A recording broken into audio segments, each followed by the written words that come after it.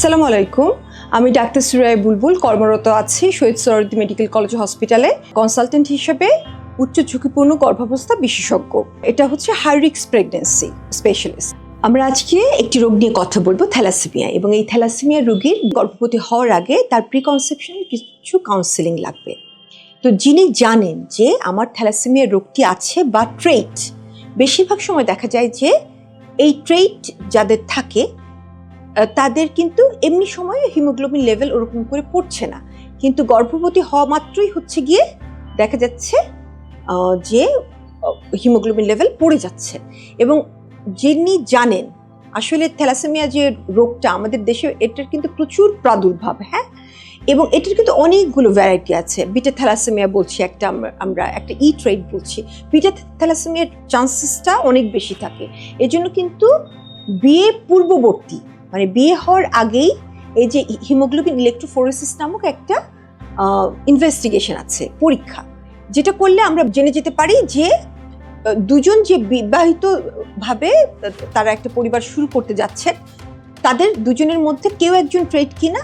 একজন ট্রেট হলে অসুবিধা নেই, কিন্তু দুইজনই যদি ট্রেট থাকেন, মানে দুজনই যে অসুখটা আছে সেটার বাহক, জেনেটিক বাহক, তাহলে ওই দুইজন মিলিত হয়ে যে বাচ্চা তৈরি হবে তাদের মধ্যে কিন্তু কিছু সংখ্যক এবং একটু ভালো সংখ্যক এই যে থ্যালাসেমিয়া মেজর রোগটি নিয়ে জন্মগ্রহণ করবে। এবং এই থ্যালাসেমিয়া মেজর রোগটি নিয়ে জন্মগ্রহণ করলে কি হবে, এই মেজর রোগটা যারা জন্মগ্রহণ করেন, ট্রেটে কিন্তু কোনো অসুবিধা নাই, আমি কিন্তু প্রথমেই বলেছি। পুরো প্রেগনেন্সিতেই দেখা যাবে যে হিমোগ্লোবিন পড়ে যাচ্ছে, আমরা আয়রন ফেরিটিন লেভেলটা, স্টোরড আয়রন কতটুকু আছে দেখে আমরা কিন্তু ব্লাড ট্রান্সফিউশন দিতে পারি। এবং যদি আমাদের চিলেশন প্রয়োজন হয়, যে অনেক সময় আয়রন ওভারলোড যে বলি, আমরা হেমাটোলজিস্টের কাছে বা পাঠিয়ে দিয়ে যে 24 সপ্তাহ পরে যে চিলেশনটা করা যায় সেটাও আমরা করে নিতে পারি।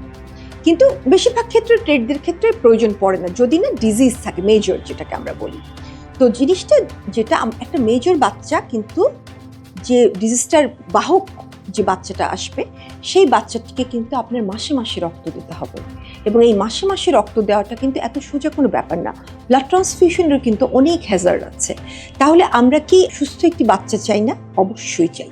আমি চাই যে আমার বাচ্চা যেন এই রোগটির বাহকও না হোক। কিন্তু যদি দেখা যায় যে মা বাহক, অনেক সময় দেখা যায় কি যে আমরা তো আসলে স্ক্রিনিং ওরভাবে করি না, তো দেখা যাচ্ছে যে প্রেগনেন্সিতে অনেক হিমোগ্লোবিন লেভেল পড়ে গেছে, তো আমরা তখন কিন্তু আমাদের সন্দেহ হয়। সন্দেহ হলে আমরা হচ্ছে কি এই হিমোগ্লোবিন ইলেকট্রোফোরেসিস পরীক্ষাটি করতে দিই, এবং তখন আমরা জেনে যাই যে সে হয়তো বাহক। তখন আমাদের প্রথম করণীয়টা কি? প্রথম করণীয়টা হচ্ছে যে উনার যে পার্টনার, যে হাজব্যান্ড, উনাকে স্ক্রিন করা যে উনি রোগটির বাহক কিনা। তাহলে উনি যদি রোগটির বাহক হন, তাহলে কিন্তু ওই যে আমি বললাম যে আপনাদের কিছু সংখ্যক কিন্তু মেজর বাচ্চা হবে, যে ডিজিজ নিয়ে আসবে। থ্যালাসেমিয়া ট্রেট না, ডিজিজ নিয়ে আসছে। তা আমরা কিন্তু ডিজিজ বাচ্চাটার এই যে মানে প্রতি বছর, এবং তাদের কিন্তু লাইফ স্প্যানও, মানে জীবন ধারণ খুব কম সময়ের জন্য তারা কিন্তু জীবনটাকে চালিয়ে নিতে পারে। যে প্রতি মাসে রক্ত দেওয়া, এবং হচ্ছে কি আপনারা জানেন থ্যালাসেমিয়া ফাউন্ডেশন আছে আমাদের দেশে, এবং ওরা কিন্তু বারবার বলতে থাকে যে বিয়ের আগে আপনারা চেক করে নিন আপনারা বাহক কিনা। বাহক হলে দুইজন বাহকের কখনোই বিয়ে করবেন না, আপনাদের মেজর বাচ্চা হতে পারে। তাহলে কিন্তু এখন কিন্তু দুজন বাহক হঠাৎ করে জেনে গেছি আপনি এসছেন আমার কাছে, আমি স্ত্রীকে নিয়ে এসছেন গর্ভবতী, আমি দেখলাম যে অনেক হিমোগ্লোবিনটা পড়ে গেছে। তখন আমি হাজব্যান্ডকেও স্ক্রিনিং করলাম এবং পেলাম যে সেও ট্রেট। তখন আমাদের করণীয়টা কি, বাচ্চা তো পেটে আছে, আমাদের কিন্তু তখনও করণীয় আছে। আমরা অ্যামনিওসেন্টেসিস করতে পারি, যদি আর্লি উইকসে আসে কোরিওনিক ভিলাস স্যাম্পলিং করে আমরা কিন্তু এই জেনেটিক রোগটি ডায়াগনোসিস করে ফেলতে পারি। এবং যদি দেখা যায় যে বাচ্চাটি মেজর, মানে ডিজিজ নিয়ে আসবে, তখন কিন্তু আমরা তাকে টার্মিনেশন, মানে বাচ্চাটিকে বলতে পারি যে আপনাদের কাছে অপশন আছে, আপনারা এই বাচ্চাটি রাখবেন না আপনারা টার্মিনেট করে ফেলতে চাচ্ছেন। তো ওনারা যে ডিসিশনটা দেবেন, তখন সেই অনুযায়ী কিন্তু আমরা, মানে যেহেতু অত্যাধুনিক চিকিৎসা চলে এসছে, যে আমরা আগে থেকে বাচ্চাটি যখন থাকছে ভিতরে গর্ভকালীন, আমাদের জেনেটিক সোনোগ্রাম, আমাদের অনেক বায়োমার্কার্স বা জেনেটিক যে আমি বললাম অ্যামনিওসেন্টেসিস বা কোরিওনিক ভিলাস স্যাম্পলিং করে আমরা ওইটাকে টেস্টে পাঠিয়ে দিতে পারি।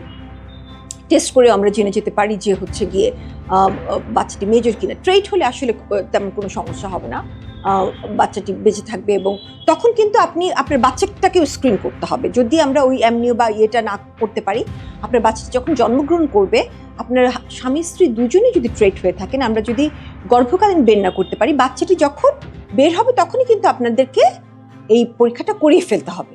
কারণ দুজনই ট্রেট, তাহলে কিন্তু বাচ্চাটি মানে একদম ফ্রি থাকবে না, যে দেখা যাচ্ছে যে ট্রেট হিসাবে চলে আসছে। তো আপনাদেরকে পরীক্ষা করিয়ে নিতে হবে, এবং এই পরীক্ষাটা করিয়ে নিলে আপনারা তখন বুঝতে পারবেন যে কিভাবে কি আসলে যত দিন যাচ্ছে আমরা কিন্তু